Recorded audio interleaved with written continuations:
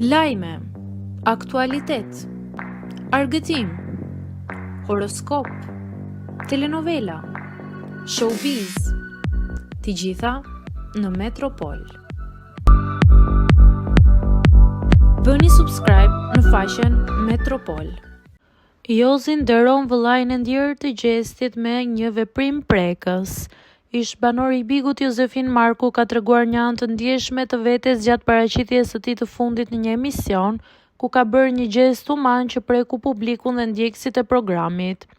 Përpara se të fliste për përvojën e tij brenda shtëpisë së famshme dhe debatet me banorët, Jozi kërkoi një minutë heshtje në nder të vllait të ndjerë të Gjestit, i cili ndroroi tragjikisht pak javë më parë në një aksident me motor.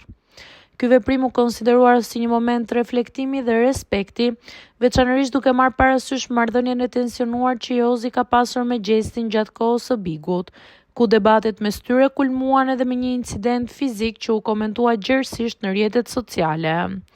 Pavarësisht konflikteve të së kaluarës, Jozi u shpreh se ndjen keqardhje të thellë për humbjen e pësuar nga ish banori dhe se një ngjarje e tillë e t'i kalon çdo përplasje të dikurshme.